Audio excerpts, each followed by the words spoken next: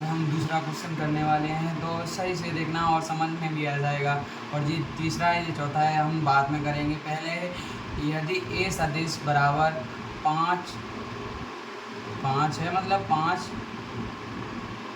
आई cap, ये sir ने लिखवाया था लेकिन नहीं लिखा, चलो अब लिख लिया, 3 जे कैप हो, तो ज्ञात करेंगे पहले दिए गए क्वेश्चन में सी सदिश का एक्स अक्ष पर घटक होगा। सी सदिश का एक्स अक्ष पर घटक क्या होगा? तो सी पहले का आंसर हो जाएगा सी सदिश का, सीधी बात है, ये रहा सी सदिश का एक्स अक्ष पर घटक है ना, तो सी सदिश ये मतलब सी सदिश इसको मान लो, ये हरी वाली लाइन है, हरी वाली है ना, रेड तो नहीं है, हाँ तो हरी वाली है ना, इसको सी सदिश मान लो, सी सदिश। और ये है ना एक्स अक्ष पर पूछ रहा है, तो एक्स अक्ष पर पूछा है तो एक्स अक्ष पर बता दो, वाई अक्ष पर पूछा है तो वाई अक्ष पर बता दो, एक्स अक्ष पर पूछा है एक्स अक्ष ये रहा, और आई कैप लगा है, तो आई कैप किसके साथ लगा है? आई कैप इसके 5 के साथ लगा है, तो 5 आंसर हो जाएगा इसका। समझ में आया? और जैसे फिर दूसरा तुम बताओ, दूसरा जैसे सी सदिश का वाई एच पर घटक, तो सी सदिश का वाई एच पर घटक, तो जे कैप ये रहा 3 आ जाएगा इसका। और जैसे तीसरा सी सदिश का परिमाण क्या होगा? सी सदिश का परिमाण, तो सी सदिश का परिमाण ओके, कोई दिक्कत नहीं। सी सदिश का परिमाण जिसको परिमाण कहते हैं, तो इसका फॉर्मूला क्या है? तो √ ए एक्स स्क्वायर प्लस क्या है, ए वाई, तो इसको सी वाई कर सकते हो।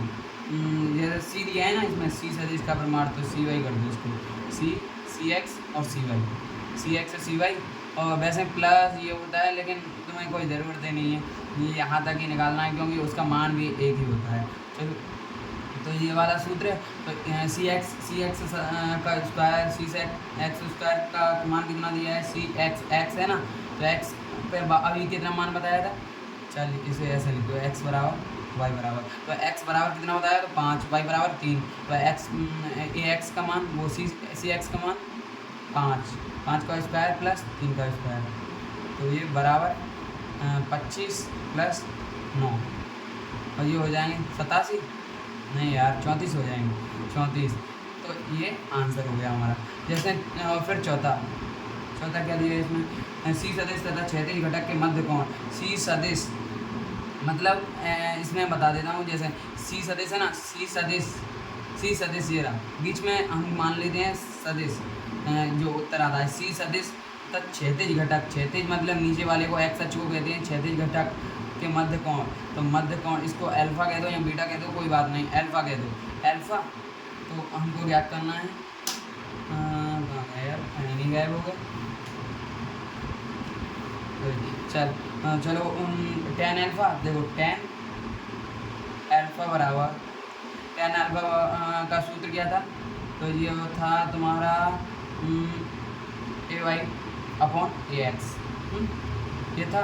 तो ए वाई कितने का दिया है? मैंने पहले भी बताया, 3 बटा ए वाई और ए एक्स 5, तो ये आ गया अल्फा बराबर tan इनवर्स 1 3 बटा 5 आ गया। और इसमें 5वां पूछा है, 5वां तुमको बीटा पूछा है, मतलब tan बीटा कितना?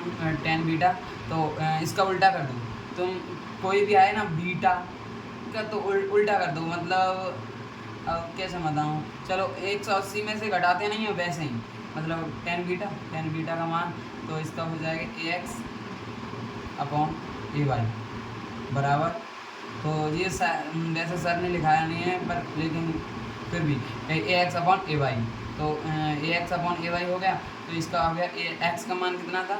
एक्स का मान 5 था, 5/3, तो इसका हो जाएगा बीटा tan इनवर्स 1/5/3, ये होगा इसका आंसर। एक ही, और दूसरे को बाद में बताऊँगा फिर।